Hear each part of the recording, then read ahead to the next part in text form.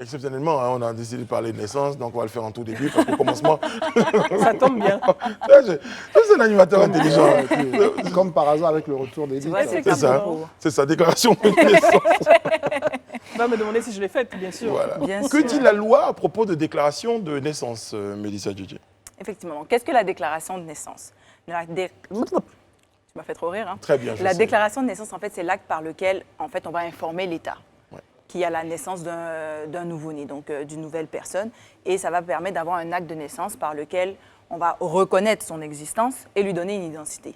Donc, c'est le tout premier acte où l'État va vraiment prendre connaissance qu'une personne existe. Autrement, j'ai souvent parlé de personnalité juridique, la loi, la personnalité juridique, mais en fait, sans acte de naissance, en réalité, l'individu n'existe pas aux yeux de la loi. Donc, c'est un acte qui est simple, mais c'est un acte qui est important. Donc, je me suis dit qu'on va pouvoir en parler, surtout à l'approche de la Saint-Valentin. On aura peut-être des futurs bébés. C'est là où on conçoit Il y a pas un mal pic, de... il y a un pic. certainement, oui. Très bien, très bien. Ça s'appelle statut visé. Ouais. Donc, pourquoi il faut le faire? Voilà. Alors, le bébé d'Edith Broubleu et de son époux, bien sûr, Bien sûr. est bien né. Voilà. Qu'est-ce qu'on fait pour la suite? Évidemment, il va falloir, comme je dis, déclarer la naissance auprès soit de la mairie, si on est dans une commune, ou de la sous-préfecture. Très bien. Donc, ça, c'est la première étape. On a un délai, normalement, de 3 mois. OK. De 3 mois. Après, on peut le faire, hein, mais c'est 3 mois où c'est gratuit. C'est important de le préciser, c'est gratuit, on a juste le timbre à payer. Et c'est obligatoire. Ce n'est pas une option, c'est obligatoire par la loi. Donc, les parents doivent déclarer, toute naissance doit être déclarée. C'est-à-dire que normalement, même un enfant qu'on retrouve où on ne sait pas c'est qui ses parents, on a normalement l'obligation de le déclarer. C'est ça. Parce que, comme je dis, c'est un acte important, parce que sinon, la personne n'existe tout simplement pas. Mais moi, par exemple, je l'ai fait... L'enfant, d'abord, il a été inscrit au niveau de la clinique. Donc, j'ai rempli un document, on m'a demandé le nom, le prénom. À la clinique déjà? Oui, à la clinique déjà. Donc, ils ont rempli un document. Et c'est donc avec ce document à la clinique, certificat médical d'accouchement, qu'on est allé faire la déclaration de naissance à la mairie. Très voilà. bien. D'accord. Donc, on a déclaré à la mairie. Elle a décidé là-bas, depuis la mairie, depuis la clinique, elle avait déjà le nom de son bébé. Moi, j'ai vu des gens à l'état civil en train de chercher quel nom on va le donner. Parce qu'ils ont décidé d'appeler mon neveu Godwin. Bon, ils ont trouvé que ce n'était pas facile. Donc, aujourd'hui, de plus en plus, il y a déjà sur le certificat de naissance... il y a déjà le nom. Parce qu'on suppose que si vous êtes arrivé jusqu'à l'accouchement, on suppose que vous avez déjà pensé à un nom pour votre enfant. OK. Et il faut le préciser, ce n'est pas seulement le père et la mère qui peuvent N'importe qui peut aller faire la déclaration. Avec une procuration, sinon... Le père, la mère, les ascendants, donc grands-parents, les proches, donc frères et sœurs, oncles, tantes. Donc, il y a quand même un éventail.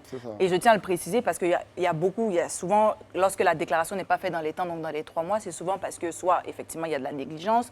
On va dire, bon, je ne savais pas qui, je ne voulais pas laisser mon bébé et puis aller faire la déclaration. Mais en réalité, il y a plusieurs personnes qui peuvent le faire. Mais est-ce que la personne qui vient déclarer la naissance doit également justifier son lien de parenté?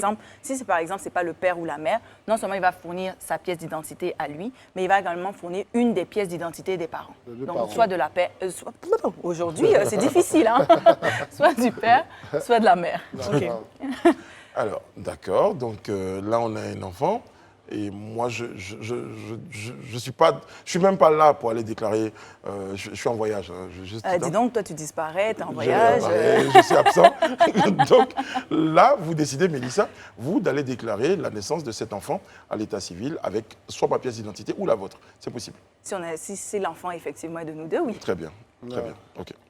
Ensuite, ce qu'il faut savoir, qu'est-ce qui arrive, par exemple, si le délai de 3 mois est expiré, dépassé? oui. Parce que ça arrive.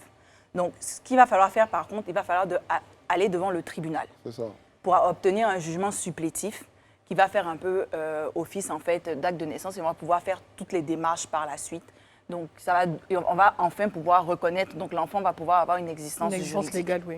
Sauf que là, c'est plus gratuit, évidemment. De mémoire, je pense que ça tourne entre 12 000 et 30 000 francs. C'est beaucoup. Sauf que les procédures vont prendre plus de temps. Donc, c'est pour ça qu'on encourage. Mais il est à noter que dans nos régions, et ça c'est un constat qui existe depuis plusieurs années, il y a beaucoup d'enfants qu'on appelle enfants fantômes parce que dès la naissance, après la naissance, ils ne sont malheureusement pas déclarés dans les villages, dans les sous-préfectures, et il y a beaucoup d'enfants de ce type. Donc dans ce cas, qu'est-ce que l'État fait? Parce que ce n'est pas tout le monde qui a les moyens d'aller payer 12 000 ou 13 000 Malheureusement, francs malheureusement, ça fait partie des procédures. Hein. Oui. Donc, ils ont 3 mois. Effectivement, je pense même que le délai a été réduit parce que je pense qu'avant, c'était peut-être 6. Donc, ils l'ont réduit. Ce qui va se passer, c'est que malheureusement, ils vont devoir payer les frais en question.